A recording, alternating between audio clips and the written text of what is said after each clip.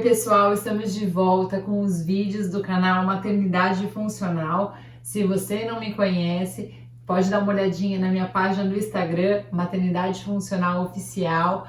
Você vai encontrar dicas sobre maternidade, exercícios, autocuidado para as mulheres, o humor, diversão de uma maternidade real. Agora, mãe de dois, né? Voltando com os vídeos do canal com uma mãe de dois. E esse vídeo justamente eu coloquei lá no Instagram uma enquete do que vocês queriam que voltasse o canal, coloquei vários temas e um dos temas que o pessoal pediu foi que eu fizesse um vídeo sobre o relato do meu parto. No Instagram eu tinha colocado os posts com o relato dividido em 5 partes, detalhado, mas claro que a gente contando, falando de uma outra forma. E eu acho que é muito importante esse vídeo porque o meu parto normal foi depois de uma cesárea, então é uma coisa que muita gente às vezes não sabe nem que é possível ter, porque infelizmente no nosso país a cesárea é muito vendida, é muito oferecida para as mulheres de uma forma bem comercial e que as mulheres às vezes não têm a possibilidade de tentar realmente ter um parto normal. Agora vamos começar realmente com a parte do parto do Miguel, né? Como que aconteceu tudo? Eu tava ali com mais ou menos 35 semanas, até então não tinha equipe contratada, tá? Ia ir pro convênio. Tava com mais ou menos 35 semanas, 36 semanas, já tava tendo bastante contração de treinamento, o Miguel já tava baixo, já tava com 1 centímetro de dilatação. A gente achou que ele ia nascer ali com 37, 38, ele era bem grande. Eu tava com uma candidíase e eu tratei durante a gestação com homeopatia, com alimentação, mas no final da gestação eu tava cansada, então dei uma abusada na alimentação mesmo e a candidíase voltou e a homeopatia não tava resolvendo. E a minha médica homeopata achou que a própria candidíase tava causando essas contrações, tava querendo encaixar o Miguel para que ele nascesse antes. E aí ela me indicou para uma médica alopata, que é uma médica que iria me tratar. Ela falou: olha, é obstetra, ginecologista, ela vai te tratar. E né, dessa parte. E aí eu passei com a doutora Fernanda, querida. E quando eu passei com ela, eu fiquei encantada com o trabalho dela. E aí a gente conversou sobre fazer o parto com ela, como seria com a equipe. Enfim, conversamos, colocamos prós e contras, sentamos. E aí eu falei, vamos tentar ter uma equipe então, porque eu tava com bastante receio de ir pro plantão e de talvez cair numa cesárea, porque uma das questões é que eu possivelmente não iria conseguir um parto natural, eu iria precisar da anestesia por essa minha questão na coluna, então dependendo do plantonista que eu pegasse, eu fiquei com um receio de talvez ter que cair numa cesárea, me induzissem a cesárea. E aí, com 36 semanas, então, contratamos essa equipe maravilhosa, que aí me deram todo o acompanhamento. Eu melhorei da candidíase e olha como é importante a gente ter uma equipe que faça um pré-natal adequado. Eu melhorei da candidíase e meu colo que estava fino, meu colo ficou grosso novamente. Então, o Miguel não nasceu ali com 37 semanas, o Miguel nasceu com 40 semanas, então ele ficou mais 3 semanas, que foi essencial para ele. De cada dia mais para a criança é importante para ela no útero, então a criança tem que nascer no seu tempo. Então mesmo que você, não, realmente eu não quero parto normal, buscou todas as informações e você quer uma cesárea, eu te aconselho isso, espere o tempo da criança. A criança tem o seu tempo para nascer, e isso é importante para a formação da criança, para o pulmão da criança e para que ela nasça no seu tempo, tá? Bom, enfim, melhorei da candidíase, o Miguel ficou ali mais 3 semanas, eu estava com 40 semanas, completei 40 semanas no domingo. E foi engraçado que no domingo que eu completei 40 semanas, eu saí para caminhar e passear, tava super bem, né? Tava tendo ali as contrações de vez em quando de treinamento, mas mais espaçadas, depois que eu tive essa melhora, enfim. E tava tendo como pródomos, mas tava ok, fiquei umas 3 semanas, como eu falei pra vocês, 3 para 4 semanas tendo pródomos, tá? Mas tava tudo bem, super suportável. Eu fui dormir já com um pouco de dor no domingo. Domingo foi dia 4 de abril, eu fui dormir já com um pouquinho de dor. Acordei da madrugada para fazer xixi com um pouco de dor, um pouco de desconforto na madrugada do dia 4 pro dia 5. Dia 5 de manhã, às 5 e pouco da manhã, eu acordei com bastante dor. Fui tomar um banho. Na casa que eu morava tinha uma banheira. Fiquei dentro da banheira. Fiquei tentando relaxar, a dor melhorou. Quando eu saí da banheira, foi super engraçado até a cena, porque eu saí da banheira e aí meu marido veio me ajudar. E na hora que ele falou: "Você tá fazendo xixi?" Eu falei: "Não tô." Ele falou: "Você tá fazendo xixi?" E aí a gente olhou pra baixo.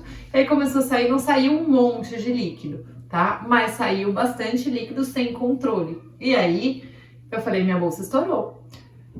Nunca tinha passado por isso, mas a gente já tinha lido bastante a respeito. Não tinha cor, não tinha cheiro, líquido transparente. Tirei fotos, como eu tinha uma equipe me acompanhando, mandei para a equipe.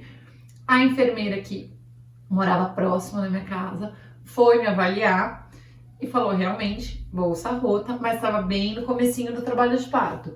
1 centímetro de dilatação, colo grosso, tava com contração ritmada, mas espaçada, a cada 5 minutos mais ou menos, e super tranquilo. Ela falou: Aline, descansa, se alimenta. Então é outro alerta. Bolsa rota não é sinal para você correr para o hospital, principalmente se você tem um pessoal te acompanhando. A não ser que você esteja aí com antes de 37 semanas, com uma questão prematura, se o líquido tem cor, tem cheiro. Então é sempre importante a gente estar atento aos sinais e buscar informação, tá?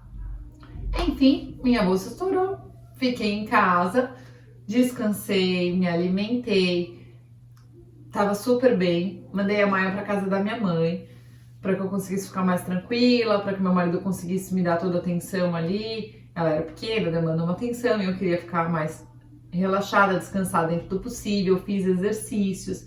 E aí, quando foi lá pelas 11 da manhã, as contrações começaram a ficar mais doloridas e mais ou menos a cada 3 minutos. Ela veio me avaliar de novo, ainda estava evoluindo devagar, 3 centímetros de dilatação, colo grosso, Miguel alto. Então, vamos continuar em casa. Falei com a doula, combinei dela vir umas 4 da tarde, mais ou menos, que eu falei: acho que a dor já vai estar mais, um pouco mais difícil de conseguir controlar, e aí talvez eu precisasse do acompanhamento dela, do apoio dela, né, que isso é uma das funções da doula.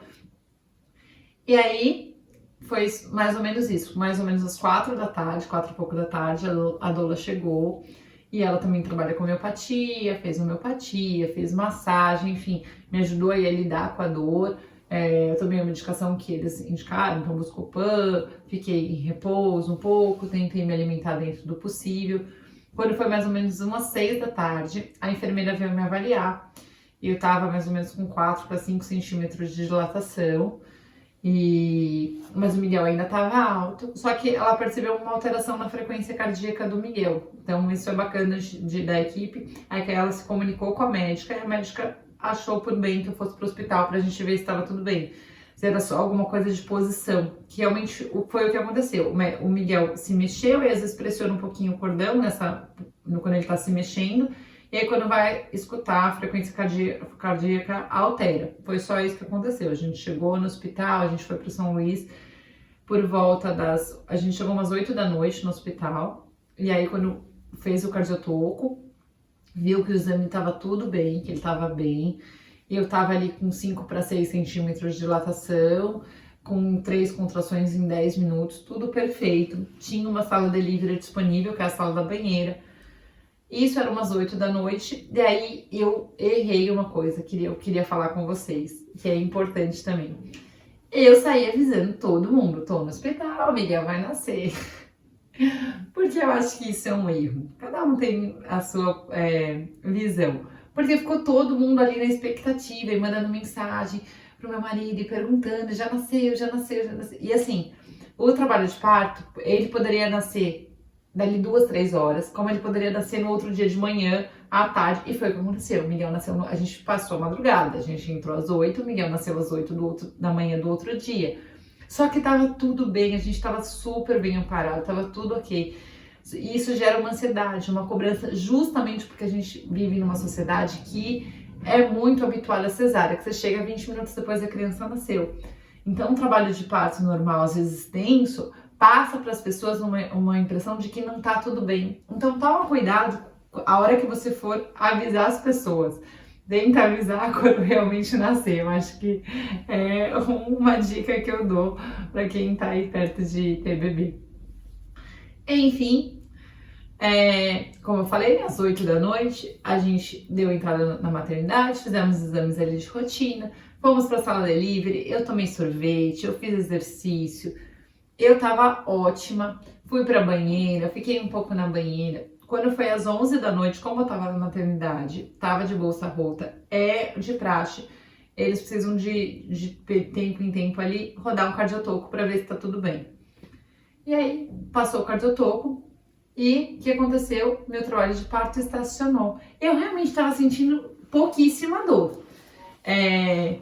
Se eu não tivesse com bolsa rota, enfim, possivelmente minha médica mandaria de volta para casa. Eu ia ficar em casa esperar engrenar novamente. Então, olha como o trabalho de parto é uma coisa que não tem uma regra, né? Eu, como eu falei, tinha uma cesárea anterior, então ela entrou com ocitocina só um pouquinho, porque não podia entrar com muita medicação, né, para não estimular demais o meu útero, para eu tentar engrenar esse trabalho de parto de novo. Enfim, entramos com um pouquinho de ocitocina, isso era mais ou menos às 11 da noite. As contrações voltaram, ela tirou a ocitocina e meu corpo continuou respondendo, beleza. Pessoal, tivemos um problema no celular na hora de baixar o vídeo e a gente viu depois que perdeu uma parte aí boa da história. Por isso que vocês estão vendo que eu tô com outra roupa e gravando essa parte, esse adendo aí, que a gente tinha parado mais ou menos por volta das 11 da noite, quando a gente tinha colocado mais ocitocina, a ocitocina foi tirada, meu corpo tava reagindo bem, beleza, fiquei na banheira, tudo ótimo. Quando foi mais ou menos umas 3 e pouco da manhã, eu tava bem cansada, umas 3h30 mais ou menos.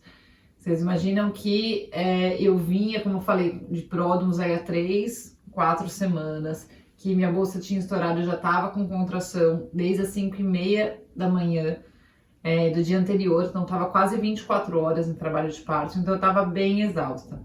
Cheguei no meu limite, eu queria tentar ao máximo chegar no limite, se precisar da anestesia realmente fosse necessária, porque eu sabia que ela poderia talvez me atrapalhar no período expulsivo.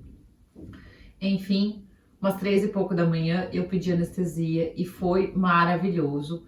Eu consegui dormir, consegui descansar depois da anestesia, dormi mais ou menos 1 hora.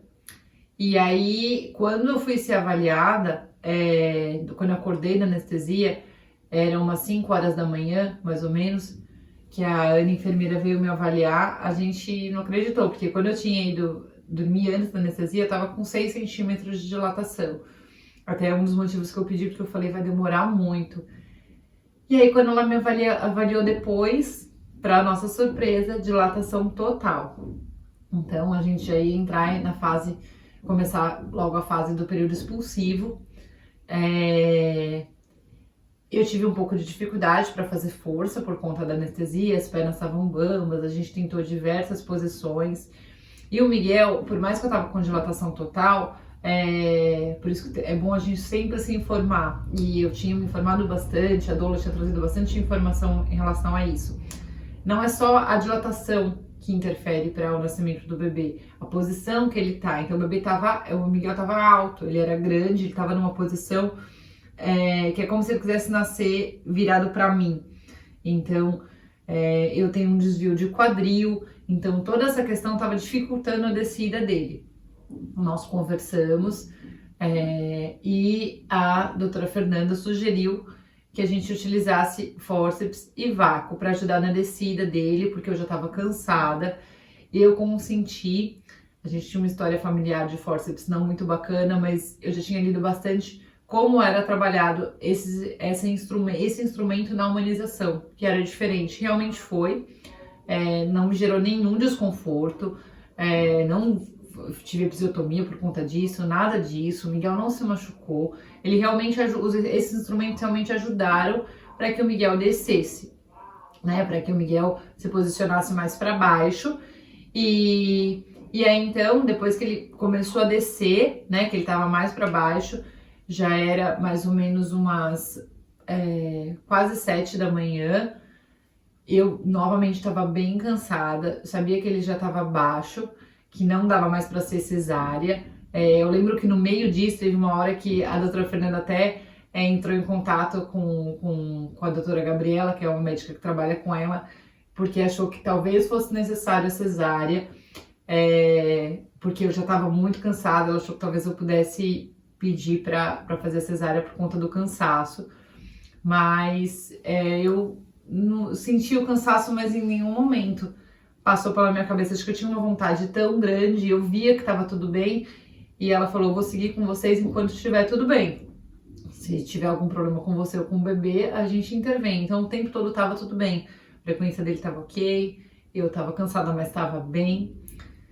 Enfim, no final aí do trabalho de parto eu precisei um pouco mais de anestesia e eu acho que esse pouquinho foi o pouquinho que eu precisava, o respiro final que eu precisava para chegar com força total.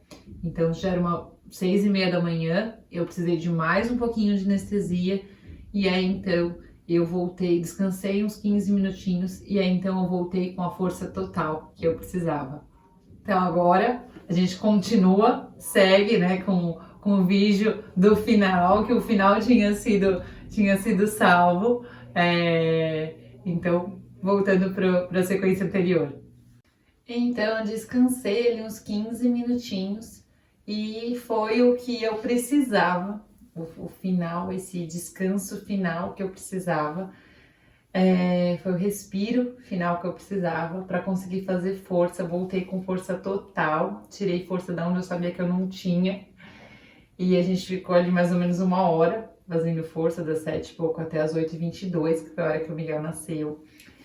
E eu lembro que a Calu, que era minha doula e que tirou foto também, que ela é fotógrafa, ela ia filmar. Ela falou, Aline, eu não vou conseguir filmar, porque ela estava na minha frente, me ajudando, me dando força e tirando foto. E eu lembro que ela teve um insight muito de quem faz parto há muito tempo. Ela percebeu que quando ela vinha atrás de mim e fechava a minha diástase, eu conseguia jogar força no períneo. Eu tive diástase por conta da minha idade, o Miguel era grande, a gestação da Maia anterior foi cesárea, enfim. Ela ficou atrás de mim, fechando minha diástase. O Thiago ficou de um lado, a Ana, enfermeira, do outro, apoiando meus pés. Eu tava no banco e a doutora Fernanda aqui na minha frente. E aí eu lembro que eu tava com o terço da minha avó, eu lembro que a Calu rezou junto comigo no meu ouvido. Eu nem lembro as músicas que estavam tocando, estava na minha playlist.